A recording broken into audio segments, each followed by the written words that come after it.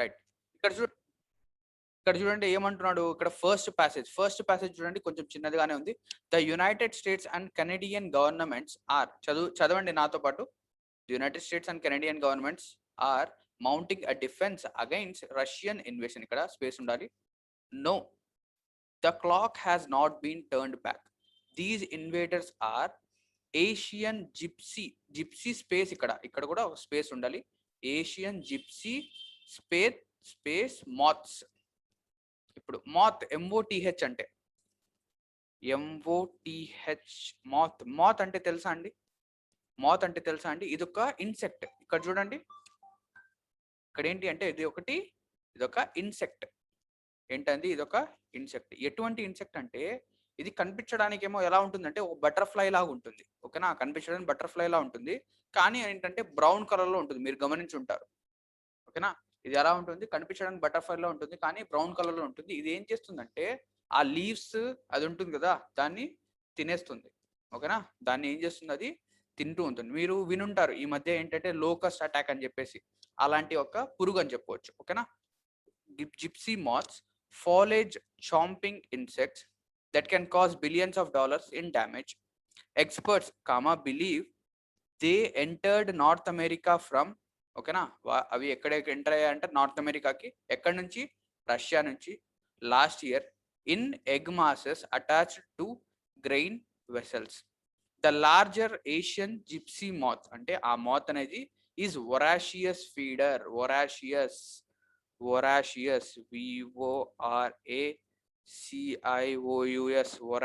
వొరాషియస్ అనే వర్డ్ చూడగానే నాకేంటంటే ఒక రూట్ వర్డ్ అనేది గుర్తొస్తుంది. ఏంటది అంటే వోర్. వోర్ అనే రూట్ వర్డ్ తో మనకి ఏంటి అంటే కొన్ని వర్డ్స్ అనేవి వస్తాయి. ఏంటి అంటే వొరాషియస్ వస్తుంది. ఓకేనా? దీని తర్వాత హర్బీవోర్, కార్నివోర్, ఆమ్నివోర్, దీని తర్వాత కాన్కార్నివోర్, క్యాల్సివోర్, అఫిడివోర్, ఇలా అన్ని వస్తాయి. మనం ఏంటంటే వొకాబులరీలో డిస్కస్ చేద్దాం. సో ఇక్కడ వొరాషియస్ అంటే గ్రీడీ అని గుర్తుపెట్టుకోండి ప్రస్తుతానికి. ఓకేనా? గ్రీడీ. వొరాషియస్ అంటే గ్రీడీ ఫీడర్ లేదా eater than the common north American strain and can feed on Pacific north west tree species unlike the flightless north American female, as Asian female can fly 20 miles between the mating and egg laying. The United States Health Inspection Service is barring the West Coast ports ship found carrying egg masses. The Tacoma and Portland areas are well as Vancouver, British Columbia has been spread with biospection. So ఈ passage మొత్తం ఏం చెప్తోంది అంటే ఈ moths ఏవైతే ఈ insects ఉన్నాయో అవి ఎలాగా యునైటెడ్ స్టేట్స్ నార్థన్ అమెరికాలో ఎంటర్ అయ్యాయి అండ్ వాటి యొక్క కెపాసిటీ ఏంటి, అవి ఎలా తింటాయి, దీని తర్వాత అవి ఎలా ఎంటర్ అయ్యాయి అంటే ఎలా వచ్చాయి, అవి మేటింగ్ ఎగ్ లేయింగ్ అంటే అవి ఒక రష్యా నుంచి అమెరికాకి సైడ్ వచ్చాయని చెప్పాడు. సో ఇక్కడ నుంచి మనం క్వశ్చన్స్ అనేవి చూద్దాం. First of all the word strain in the passage means. So చదివారా అందరూ? ప్యాసేజ్ అని చదివేశారా? ఇంకా టైం ఏమైనా ఇవ్వాలా? ఒకసారి రిప్లై ఇవ్వండి. ఏదైనా టైం ఇవ్వాలంటే ఇస్తాను. చిన్న ప్యాసేజ్ ఇది, పెద్ద ప్యాసేజ్ ఏం కాదు, చిన్న ప్యాసేజ్ కాబట్టి మనం టోటల్గా చదివేశాం. అదే ఒక పెద్ద ప్యాసేజ్ అయితే మొత్తం చదవాల్సిన అవసరం లేదు. ఓకేనా? రైట్, ఇంకా చదవలేదు. రైట్, చదవండి. రైట్, ఇంకో 2 minutes ఇస్తాను, చదవండి. అది చదివి అర్థం చేసుకోండి. మనకేంటంటే ఫస్ట్ ఆఫ్ ఆల్ ప్యాసేజ్ని అర్థం చేసుకోవడం ఇంపార్టెంట్. ఓకేనా? ఇది చిన్న ప్యాసేజ్ కాబట్టి ఇది చదవడానికి టైం ఇస్తున్నాను. కొన్ని పెద్ద ప్యాసేజెస్ అనేవి వస్తాయి. ఓకేనా? అది వీడియో 2లో నేను డిస్కస్ చేశాను ఏం చేయాలి ఆ పెద్ద ప్యాసేజ్ అనేది, మీరు చూడొచ్చు, లేదా ఇక్కడ కూడా చెప్తాను మీకు. తొందరగా చూడండి ప్యాసేజ్ అనేది. అక్కడ ఏంటంటే స్పేసెస్ అనేవి మిస్ అయ్యి ఎక్కడక్కడ కొంచెం అడ్జస్ట్ చేసుకోవాలి. నెక్స్ట్ సెకండ్ పారాగ్రాఫ్ అనేది నేను చెక్ చేశాను మళ్ళీ. ఏంటంటే ఇవి టైప్ చేయడానికి కొంచెం టైం పడుతుంది.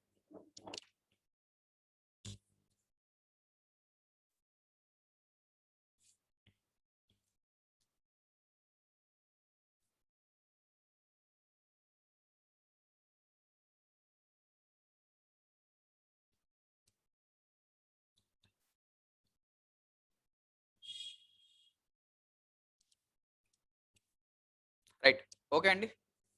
ఓకే రైట్, ఇక చూద్దాం. క్వశ్చన్ ఏమంటున్నారు చూడండి. The word strain in the passage means అంటే ఈ స్ట్రెయిన్ అనే వర్డ్ ప్యాసేజ్ లో ఏం చూపిస్తుంది, ఈ స్ట్రెయిన్ అనే వర్డ్ ఎక్కడ వచ్చింది మనము గుర్తు తెచ్చుకోవాలి. సరే ఇక్కడ చూద్దాం. These invaders are gypsy moth foliage insect that can experts believe that lake. దీని తర్వాత ఎక్కడ వచ్చింది ఇది స్ట్రెయిన్ అనే వర్డ్, ఐ గెస్ పైన ఏమో వచ్చి ఉండాలి, పైన లేదా expert believe that last again the Asian mass north American strain. ఇక్కడ చూడండి నార్త్ అమెరికన్ స్ట్రెయిన్ ఇక్కడ ఉంది చూడండి స్ట్రెయిన్. అంటే ఈ స్ట్రెయిన్ అనేది ఏంటి, రైట్ మిడిల్ అండి. స్ట్రెయిన్ అనేది ఎక్కడ వచ్చింది, మిడిల్లో వచ్చింది. ఓకేనా. ఈ స్ట్రెయిన్ అనేది ఏంటి అంటే జాతి అంటారు కదా, ఓకేనా. వాటిలో ఒక species, a distinctive breed of organism. చూద్దాం. ఎ టెండెన్సీ ఇన్ పర్సన్స్ క్యారెక్టరా, ఓకేనా. స్ట్రెయిన్ అంటే టెండెన్సీ ఇన్ పర్సన్స్ క్యారెక్టరా. అంటే ఇది ఇప్పుడు ఏం చేస్తున్నాడు, రష్యా నుంచి వచ్చిన ఇన్సెక్ట్స్ అమెరికా యొక్క అమెరికన్ స్ట్రెయిన్స్ కంటే కొంచెం డిఫరెంట్ అంట.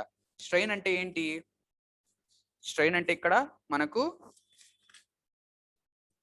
ఓకేనా a distinctive breed of an organism అంటే దాని యొక్క సపరేట్ బ్రీడ్. అంటే ఇప్పుడు ఫర్ సపోజ్ మన సైడ్ ఇన్సెక్ట్స్ ఒకలాగా ఉంటాయి, అదే insects north America side, US side లేదా రష్యా సైడ్కి వెళ్ళేసరికి అవి ఏంటంటే వాటి యొక్క క్యారెక్టరిస్టిక్స్ మార్చేస్తాయి. సో ఆన్సర్ ఏమవుతుంది, a distinctive breed of an organism అనేది ఆన్సర్ అవుతుంది. ఓకేనా. టెండెన్సీ, టెండెన్సీ మీనింగ్ ఏంటి, టెండెన్సీ ఎక్కడ వచ్చింది, సెర్చ్ చేయండి ఒకసారి. ఓకేనా, సెర్చ్ చేయండి టెండెన్సీ యొక్క మీనింగ్ అనేది ఏమవుతుందో సెర్చ్ చేయండి. ఓకేనా. మరి మనం ఏంటంటే అన్నిటి యొక్క మీనింగ్ అనేది చూసుకుంటూ వెళ్తే లేట్ అయిపోతుంది. ఏది డౌట్ వస్తే గూగుల్, అంతే, వేరే డౌట్ వేరేది ఏమి ఉండదు. నెక్స్ట్ సెకండ్ క్వశ్చన్ చూద్దాం. Which of the following refers to eating habits of an Asian moth. దాని యొక్క ఈటింగ్ హ్యాబిట్ ఏంటి, అది ఎలా తింటుంది అన్నాడు. ఇక్కడ చూడండి వెస్ట్ కోస్ట్ షిఫ్ట్ ఏరియా, దీని తర్వాత ఇక్కడ ఎక్కడో ఒరాషియస్ అనేది ఉంటుంది. ఒరాషియస్, రైట్, ఒరాషియస్ అనేది ఆన్సర్. ఆ ఒరాషియస్ అనేది ఎక్కడ ఉందో కనిపించడం లేదు నాకు. ఒరాషియస్ అనేది మనకు వ్యాంకోర్,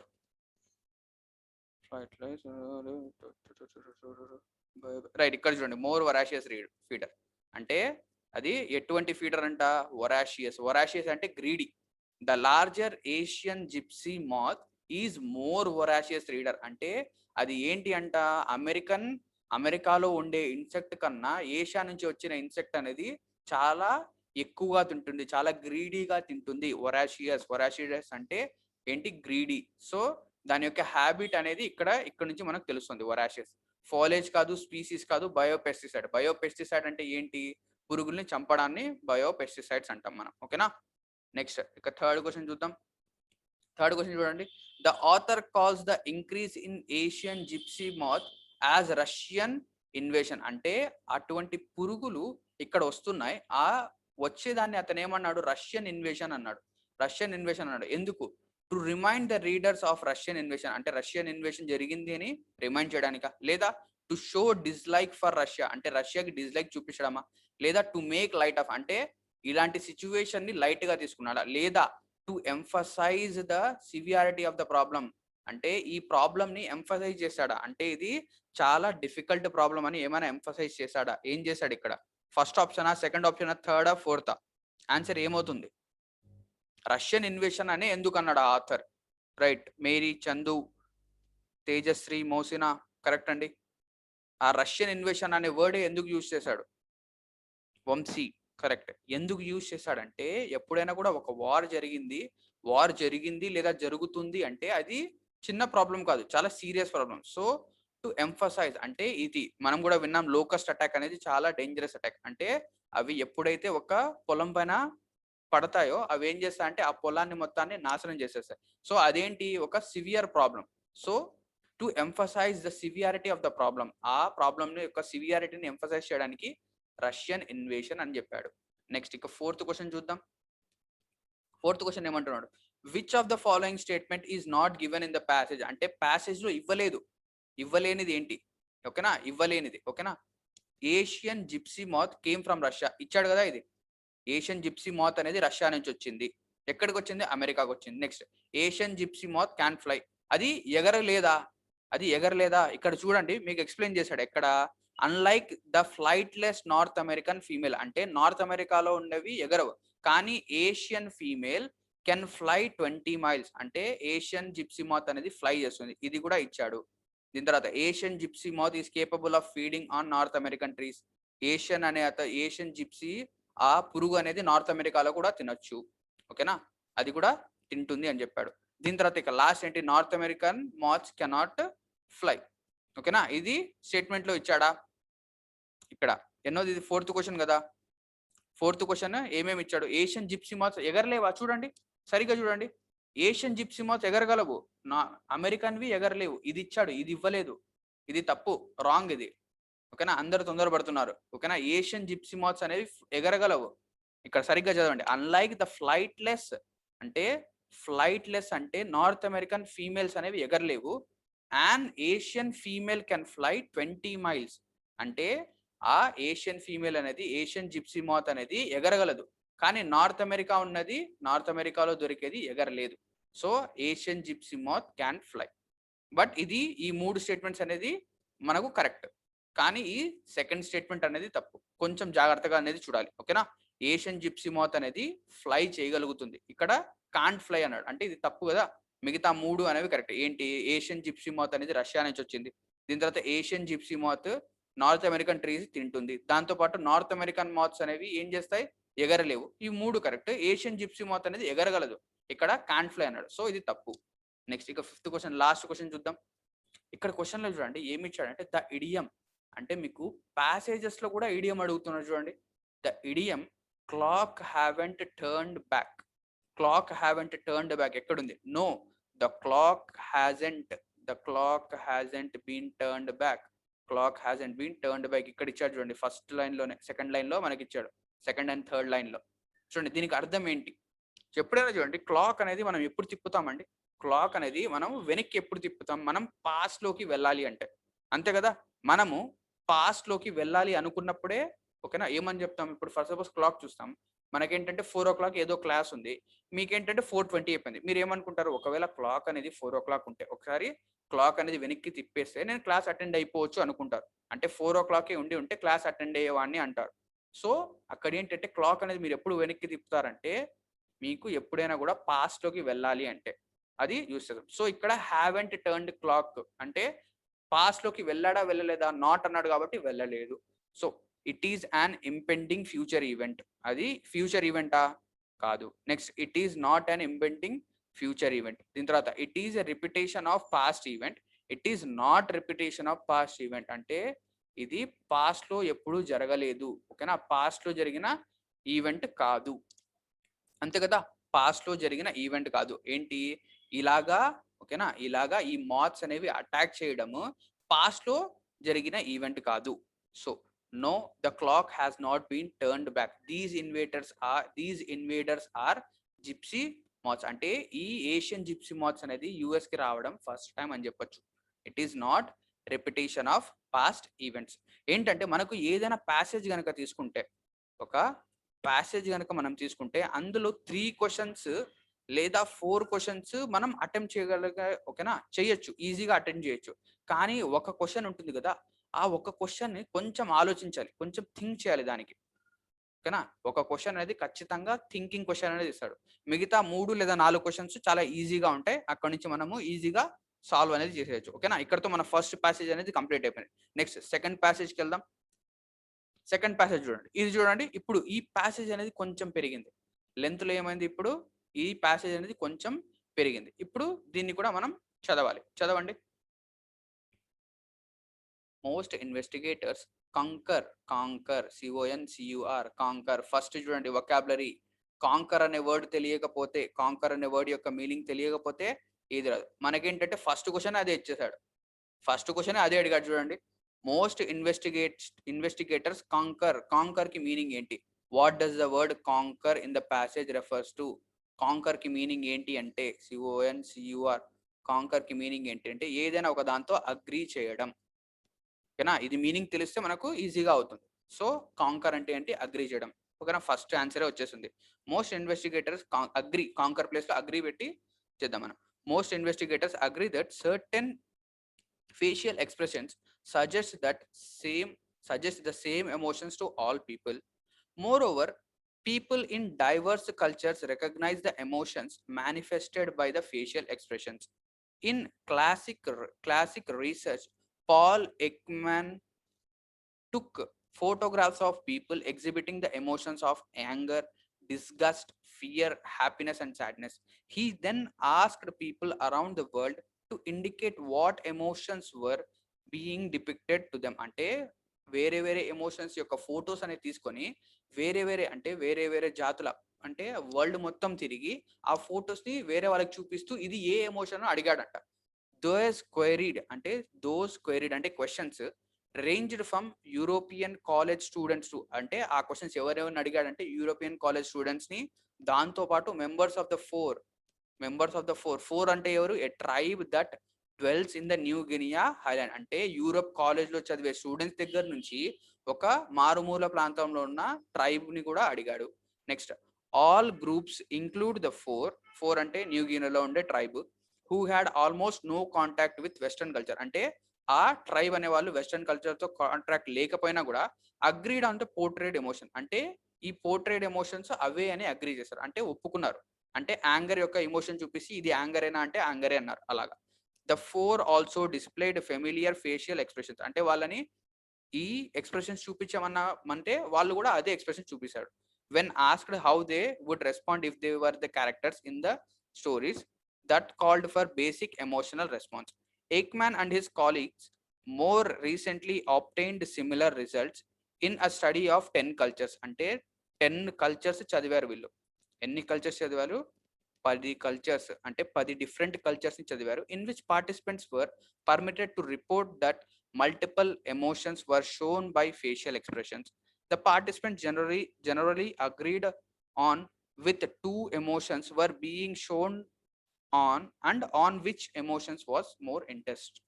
రైట్, ప్యాసేజ్ అనేది నాది చదవడం అనేది అయిపోయింది. మీకు ఒక 2 minutes ఇస్తున్నాను, ఇది కంటిన్యూ చేసి చదవండి. ఓకేనా, ఇంకోసారి కావాలంటే చదవండి. నెక్స్ట్ మనం క్వశ్చన్స్కి వెళ్దాం. ఈ ప్యాసేజ్ అనేది దేని గురించి మాట్లాడుతుంది? ఫేషియల్ ఎక్స్ప్రెషన్స్ గురించి మాట్లాడుతుంది. ఫేషియల్ ఎక్స్ప్రెషన్స్ అనేవి ఎలా ఉంటాయి, ఓకేనా? ఆ ఫేషియల్ ఎక్స్ప్రెషన్స్ అనేవి ఒకవేళ ఎవరు చదువుకోకపోయినా ఎవరికైనా అందరికీ ఒకేలాగా ఉంటుందని ఆథర్ అనేది చెప్తున్నాడు ఈ ప్యాసేజ్ నుంచి మనకు.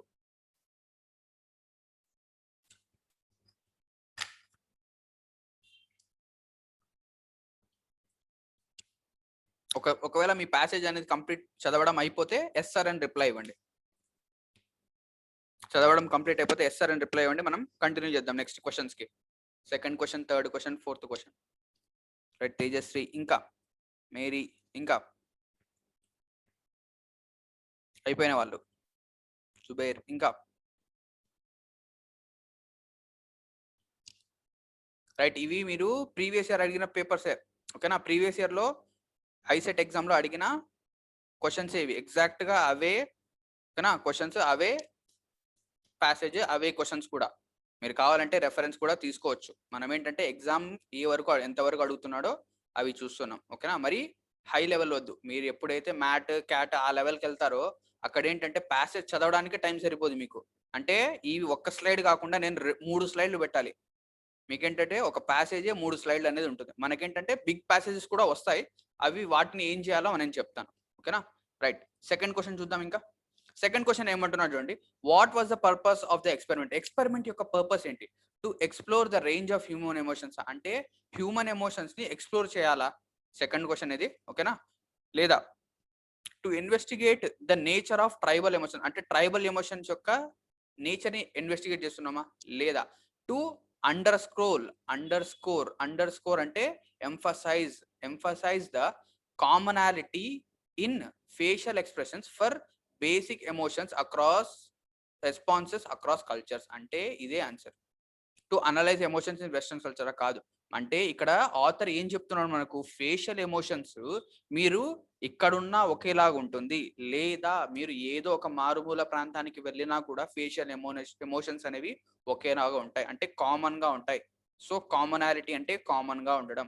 To highlight the commonality in expressions for basic emotional responses across cultures. Third అనేది ఆన్సర్, ఓకేనా? ఒక్కసారి ప్యాసేజ్ కనుక మనం అర్థం చేసుకోగలిగితే, అండర్స్టాండ్ చేసుకొని దాన్ని రీటైన్ చేయగలిగితే ఈజీగా ఆన్సర్స్ అన్ని చెప్పగలం.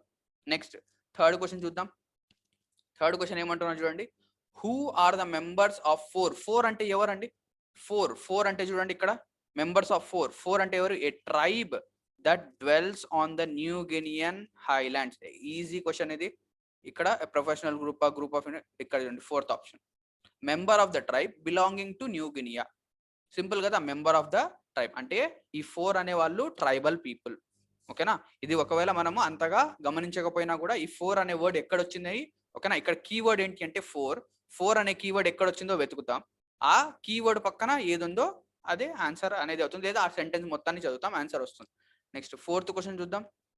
4th question, what was the group of people on whom subsequent researches were conducted to obtain similar results as earlier. అంటే ఎవరిపైన రీసెర్చ్ అనేది చేసాం, ఓకేనా. ఎవరిపైన రీసెర్చ్ చేసామంది, పీపుల్ ఫ్రమ్ 10 కల్చర్సా, ఎవరెవరిపైన రీసెర్చ్ మనం చేసింది, ఓకేనా. ఇది లేదా people from Europe and new Guinea, only people from Europe new Guinea మాత్రమేనా, లేదా ఎక్మాన్ రీసెర్చ్ కాలీగ్సా, అంటే ఎక్మాన్ అంటే అతని యొక్క రీసెర్చ్ కాలీగ్సా, లేదా మెంబర్స్ ఆఫ్ 4 ఈ 3 లేకపోతే పీపుల్ ఫ్రమ్ 10 కల్చర్స్ మనం చదివాం.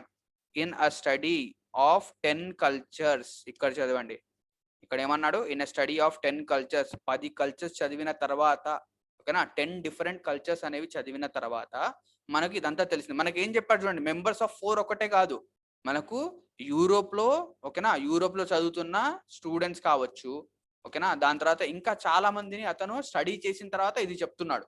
సో ఆన్సర్ ఏంటి, పీపుల్ ఫ్రమ్ 10 కల్చర్స్, ఓకేనా, పీపుల్ ఫ్రమ్ 10 కల్చర్స్. ఓకేనా, ఎప్పుడైనా ఒకసారి ఆన్సర్ తప్పుపోయినా పర్లేదు, మనం ఏంటంటే ఆన్సర్ మార్క్ చేసేటప్పుడు 1-2 సార్లు ఆలోచించి మార్క్ చేద్దాం. ఎందుకంటే మనం ఏంటంటే ఫస్ట్ ఆఫ్ ఆల్ మన ఇంగ్లీష్లో ఏంటి అంటే, ఇది ఖచ్చితంగా గుర్తుపెట్టుకోండి మీరు, ఇంగ్లీష్లో 1 2 3 4 ఆప్షన్స్ అనేవి ఉంటాయి కదా, ఇందులో ఒకటి కరెక్ట్ ఉంటుంది, ఓకేనా. ఇప్పుడు ఫర్ సపోజ్ సెకండ్ ఆప్షన్ అనేది కరెక్ట్, డైరెక్ట్ గా సెకండ్ ఆప్షన్ పైన టిక్ ఇవ్వకూడదు, మనం ఆలోచించాలి. ఇప్పుడు first option, third option, fourth option ఖచ్చితంగా రాంగ్ అవుతాయా, ఓకేనా. మనం ఏం ఆలోచించాలంటే ఓన్లీ సెకండ్ కరెక్టా, టిక్ ఇవ్వకూడదు, ఫస్ట్ థర్డ్ ఫోర్త్ రాంగ్ అవ్వాలి, ఓకేనా. ఇవి కూడా రాంగ్ అవుతాయా అని చెక్ చేయాలి మనం. అంటే ఇన్ షార్ట్ ఏంటి, మనము 4 ఆప్షన్స్ అన్ని ఒకసారి చెక్ చేయాలి, ఓకేనా. లాస్ట్ 5th వన్ చూద్దాం. ఇందులో 5th వన్ ఏంటి, what was the additional outcome of subsequent investigation by Ekman ద్వారా అవుట్కమ్ ఏమొచ్చింది, validation of the earlier research, అంటే అతను ముందు చేసిన రీసెర్చ్ కి వాలిడేషన్ వచ్చిందా, లేదా ప్రిపరేషన్ ఆఫ్ డాక్యుమెంటరీ రిపోర్ట్ తయారు చేశాడా, లేదా అప్రూవల్ బై పార్టిసిపెంట్స్ అప్రూవ్ చేశారా, లేదా agreement on facial expressions reflecting level of intensity of emotion. Answer ఏమొస్తుంది మీరే చెప్పాలి. ఇప్పుడు తేజస్వి గారు ఆన్సర్ ఇచ్చారు, మీరు చెప్పండి ఏమొస్తుంది ఆన్సర్ ఇక్కడ. వంశీ, చందు, జుబైర్, ఇంకా ఏం అవుట్కమ్ ఏమొచ్చింది, ఇప్పుడు ఈ ప్యాసేజ్ యొక్క అవుట్కమ్ ఏంటి, లిఖిత, రమణ, యామిని, రైట్, అంతే. ఇంకా ప్రణతి, ప్రియాంక, రైట్, అంతే అండి, అందరూ కరెక్ట్ ఆన్సర్స్ ఇచ్చారు. ఏంటి, అగ్రిమెంట్ ఆన్, అనుష రైట్ అండి, agreement on facial expressions reflecting level of intensity of emotion, అంటే ఫేషియల్ ఎక్స్ప్రెషన్స్ అనేవి ఇమోషన్స్ ని రిఫ్లెక్ట్ చేస్తాయి, అండ్ ఈ ఫేషియల్ ఎక్స్ప్రెషన్స్ అనేవి అందరికీ ఒకేలాగా ఉంటాయి, అందరూ దీన్ని ఐడెంటిఫై చేయగలరు. సో మన 2 ప్యాసేజెస్ అనేవి కంప్లీట్ అయిపోయాయి. నెక్స్ట్ ఇక థర్డ్ ప్యాసేజ్కి వెళ్దాం. ఈ థర్డ్ ప్యాసేజ్ అనేది చూడండి, ఈ థర్డ్ ప్యాసేజ్ అనేది కొంచెం లాంగ్ ప్యాసేజ్, కొంచెం లెంతీ ప్యాసేజ్ గా ఉంటుంది. ఈ లాంగ్ ప్యాసేజ్ కి మనం ఏం చేస్తామంటే డైరెక్ట్ గా ప్యాసేజ్ చదవడం స్టార్ట్ చేయము, ఓకేనా. డైరెక్ట్ గా ప్యాసేజ్ చదవం, మనం ఏం చేస్తామంటే క్వశ్చన్స్ చదువుతాం. First question, second question, third question, fourth question, 5th question, ఒక్కొక్క క్వశ్చన్ చదువుతాం, అక్కడ నుంచి ఆన్సర్ అనేది సాల్వ్ చేస్తాం. ఎలా చేస్తామో చూద్దాం ఇప్పుడు.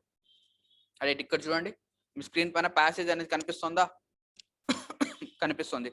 ఇది ప్రీవియస్ 2 ప్యాసేజెస్ కన్నా కొంచెం పెద్ద ప్యాసేజ్. సో దీన్ని మనం ఏం చేయాలి, దీన్ని ఏంటంటే మనము ఒకసారి క్వశ్చన్స్ అనేది రీడ్ చేయాలి. Which of the following assumptions is the writer questioning. ఇది చూడండి, ఈ క్వశ్చన్ నేను చదవగానే నాకు ఏం అర్థమైందంటే, ఈ క్వశ్చన్ కి నేను ఆన్సర్ ఇవ్వాలంటే ఈ ప్యాసేజ్ మొత్తాన్ని చదవాలి. ఎందుకు, ఈ కింది వాటిలో ఉన్న అజంప్షన్స్ లో రైటర్ దేన్ని క్వశ్చన్ చేస్తున్నాడు అంటే ఈ 4 ఆప్షన్స్ నాకు తెలిసి ఉండాలి. సో ఫస్ట్ క్వశ్చన్ స్కిప్ చేస్తాను. ఓకేనా, ఫస్ట్ క్వశ్చన్ స్కిప్ చేశాను. నెక్స్ట్ సెకండ్ క్వశ్చన్కి వస్తాను. సెకండ్ క్వశ్చన్ ఏమంటున్నా చూడండి. Who conducted 16 years of research on sleeping pattern of people. So నాకు ఇక్కడ కీవర్డ్ అనేది ఒకటి దొరికింది. ఏంటి ఆ కీవర్డ్ అంటే 16 years ఆఫ్ రీసెర్చ్. ఏం చేస్తాను నేను, 16 years ఆఫ్ రీసెర్చ్ అనేది మైండ్లో పెట్టుకుంటాను లేదా పక్కన రాసుకుంటాను. ఓకేనా, ఎందుకు ఇది ఒక కీవర్డ్, ఎందుకు సెకండ్ క్వశ్చన్ యొక్క కీవర్డ్ ఏంటి, 16 years ఆఫ్ రీసెర్చ్ అనేది సెకండ్ క్వశ్చన్ యొక్క కీవర్డ్. రైట్, ఇక్కడ ఆన్సర్ కూడా చెప్తున్నారు. Right, keyword. సో ఇక్కడ కూడా మనం ఏం చేయొచ్చు అంటే, ఇక్కడ మనం ఈ 16 years ఆఫ్ రీసెర్చ్ అనేది ఎక్కడుంది వెతుకుదాం. సో ఇక్కడ చూస్తే నాకు ఇక్కడే కనిపించింది 16 years ఆఫ్ రీసెర్చ్. సో దీని వెనకాల ఉన్న స్టేట్మెంట్ చదువుదాం. In 2001 historian Roger Ekirch from ఇతను అక్కడ నుంచి published the seminar paper drawn from 16 years of research. So Roger Ekirch అనే అతను చేశాడు. సో మనం ప్యాసేజ్ చదివామా అండి, ప్యాసేజ్ చదివామా, చదవలేదు, కానీ ఆన్సర్ అనేది వచ్చేసింది. ఎలా వచ్చింది, మనం ఇందులో ఉన్న కీవర్డ్ ని వెతికాం. 16 years of research, 16 years of research అనేది ఇక్కడ ఉంది, ఇక్కడ నుంచి మనకు ఆన్సర్ అనేది వస్తుంది. సో ఇక నెక్స్ట్ క్వశ్చన్ చూద్దాం. థర్డ్ క్వశ్చన్ ఇలాగే మనం సాల్వ్ చేసుకుంటూ వెళ్ళొచ్చు. What reasons did Ekirch give to explain reduced period of rest. అంటే పీరియడ్ ఆఫ్ రెస్ట్ అనేది దేని వల్ల తగ్గిపోయింది. ఇది కూడా నేను ప్యాసేజ్ మొత్తం చదవాలి, చదివిన తర్వాతే మనకు అర్థమవుతుంది. నెక్స్ట్ ఫోర్త్ క్వశ్చన్ చూద్దాం ఒకసారి. In Wehr's experiment how long did the people take to adjust the new sleeping pattern. So ఇప్పుడు చూడండి, ఇక్కడ కూడా నాకు కొన్ని కీవర్డ్స్ అనేవి దొరికాయి. ఏంటి, 14, 2, 4, 4. సో ఇక్కడ చూడండి 14, 2, 4, 4. ఇక ఈ నెంబర్స్ అనేవి ఎక్కడెక్కడ ఉన్నాయని వెతుకుదాం. ఇక్కడ చూడండి 14 hours. అంటే ఇక్కడ ఏం చేశాడు చూద్దాం. 14 hours అంటే were conducted an experiment in which a group of people were plunged into darkness. అంటే ఒక గ్రూప్ ఆఫ్ పీపుల్ ఏం చేశాడు, డార్క్నెస్ లో పడేశాడు for 14 hours for a month. It took some time for their sleep pattern to regulate అంటే control అవడం. But by the 14th week, చూడండి, by the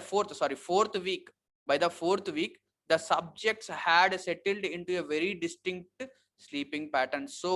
so వాళ్ళు అడ్జస్ట్ అవ్వడానికి, రెగ్యులేట్ అంటే అడ్జస్ట్ అవ్వడం, ఓకేనా, అడ్జస్ట్ అవ్వడానికి ఎంత టైం పట్టింది వాళ్ళకు, 4th week అంటే 4 weeks అనే టైం పట్టింది.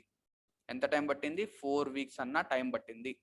సో ఇదేంటి అంటే ఒక అప్రోచ్. నేను చెప్తున్నాను మీకు, ఎప్పుడైనా కూడా మీకు టైం సరిపోయినప్పుడు ఎగ్జామ్లో ఒక పెద్ద ప్యాసేజ్ అని ఉంది, అది ఎలా రీడ్ చేయాలో అర్థం కానప్పుడు ఇలాగ మనం తీసుకుంటాం, కీవర్డ్స్ వెతికి అక్కడ నుంచి వెళ్తాం.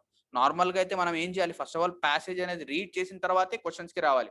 కానీ మనం ఇప్పుడు అలా చేయడం లేదు. నీకు ఇక్కడ లాస్ట్ 5th క్వశ్చన్ చూద్దాం, ఏమైనా దొరుకుతుందేమో మనకు. 5th క్వశ్చన్ ఏమంటున్నాడు, which word in the passage means the same as hold responsible for. ఇది కూడా మనం ప్యాసేజ్ అనేది చూస్తే హోల్డ్ రెస్పాన్సిబుల్ ఫర్ అనేది ఇక్కడ వస్తుంది. ఇప్పుడు మీరు ఏం చేస్తారంటే ఒకసారి ప్యాసేజ్ అనేది రీడ్ చేయండి, ప్యాసేజ్ అనేది చదవండి. A growing body of evidence from both science and history suggests that the 8-hour sleep may be unnatural. In early 1990s, psychiatrists were conducted an experiment in which a group of people were plunged into darkness for 14 hours every day for a month. It took some time for their sleep to regulate, but by 4th week, the subjects had settled into very distinctive sleep patterns. They slept first for 4 hours, then woke for 1 hour or 2 hours before falling into a second 4-hour sleep. Though sleep scientists were impressed by the study, among the general public, the idea that we must sleep for 8 consecutive hours persist. In 2001, historian Roger Eckridge and published a seminal paper drawn from 16 years of research, revealing a wealth of historical evidence that humans used to sleep in 2 distinctive chunks. Roger Eckridge says a 1595 engraving by the ఇతను ఎవరో తెలియదు నాకు, pronunciation అనేది రాదు, evidence of activity at night, his book at days, అతని యొక్క book అంటే ఇది అట్ డేస్, ఇది కూడా అడిగి ఉండొచ్చు, ఓకేనా, ఈ బుక్ అనేది ఎవరు రాశారని. Published for years later unearths more than 500 references to a segmented sleep pattern in diaries, court records, medical books and literature. From Homer Odyssey to an anthropological account of modern tribes in Nigeria, Eckridge found that reference to the first and second sleep started to disappear during the late 17th century. This started among the urban upper classes in northern Europe, and over the course of the next 200 years filtered down to the rest of Western society. By the 1920s, the idea of the first and second sleep had receded అంటే వెనక్కి వెళ్ళిపోవడం, receded entirely from our social consciousness. He attributes the initial shift to improvement in street lighting, domestic lighting, and surge in coffee, which were sometimes open all night. As the night became a place for legitimate activity, and as that activity increased, the length of the time people could decide to rest dwindled. Dwindled అంటే dwindle అన్న word కి meaning ఏమొస్తుంది?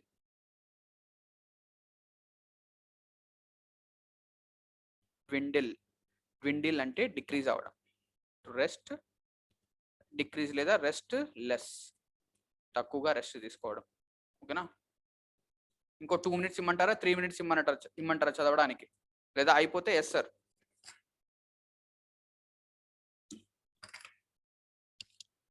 ఓకేనా? మనం passage చదవక ముందే 2 questions అనేవి solve చేసేసాం. అది గుర్తుందో లేదో మీకు. కొన్నిసార్లు 2 అయిపోతాయి, కొన్నిసార్లు 3 questions అనేవి సాల్వ్ అయిపోతాయి, ఎప్పుడు ప్యాసేజ్ చదవకుండానే. ఓకేనా? ఈ ప్యాసేజ్ ఎందుకు చదువుతామంటే ఒక బ్రీఫ్ అండర్స్టాండింగ్ అనేది రావడం కోసం. దీని తర్వాత ఈ అండర్స్టాండింగ్ వచ్చిన తర్వాత ఆ క్వశ్చన్స్ మనం అటెంప్ట్ చేస్తాం.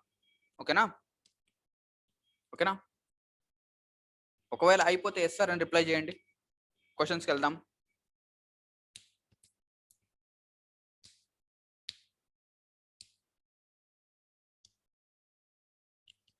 మీరు ప్యాసేజెస్ అనేది ఎంత ఎక్కువ ప్రాక్టీస్ చేస్తే, ఎంత ఎక్కువగా చదివితే మీకు అంత బాగా గుర్తుంటాయి. ఓకేనా?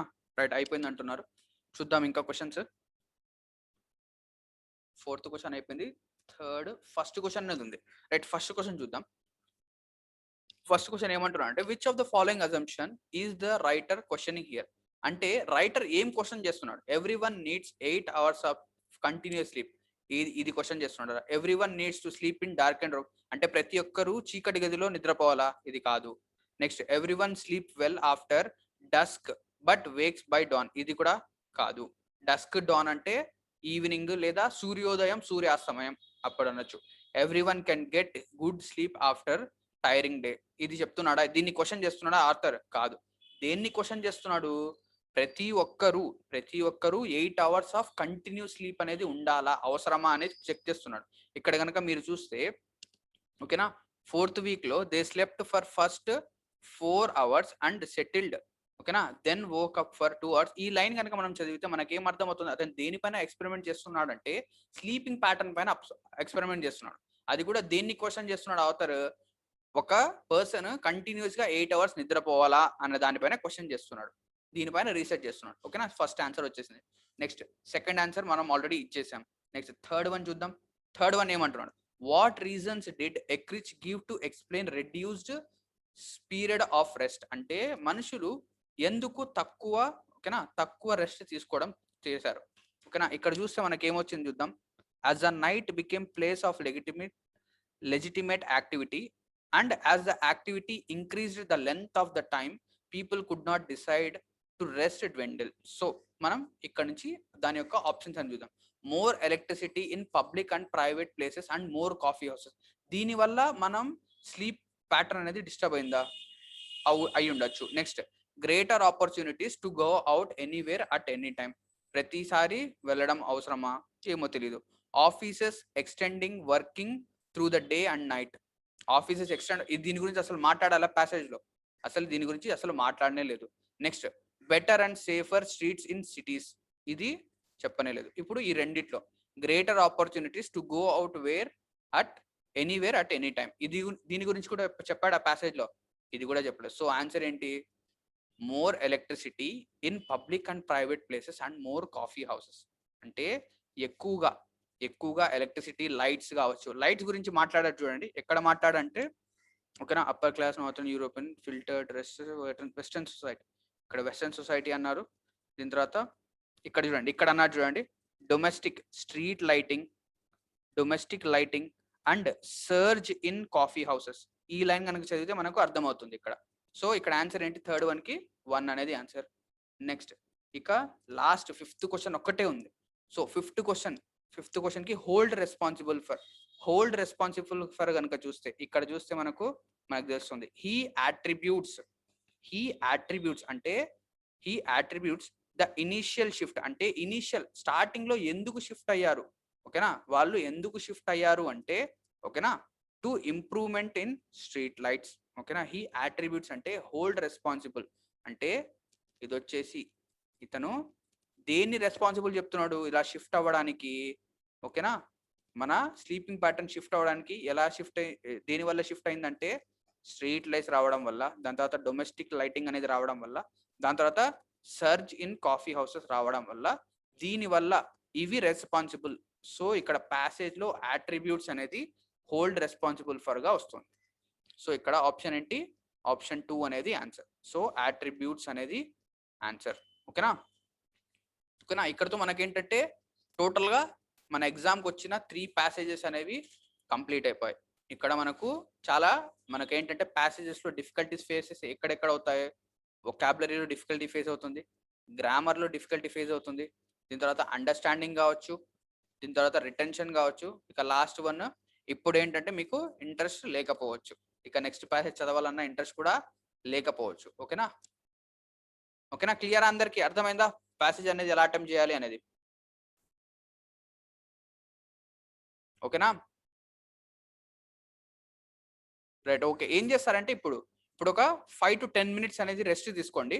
ఓకేనా. ఇప్పుడు టైం ఎంత ఎగ్జాక్ట్ గా మీకు 4:55 అనుకుందాం. ఎగ్జాక్ట్ గా 5:10 కి మళ్ళీ మనం ఒక సెషన్ స్టార్ట్ చేద్దాం ప్యాసేజెస్ అనేది. ఈరోజు ప్యాసేజెస్ కంప్లీట్ చేసేయాలి మనం. ఓకేనా.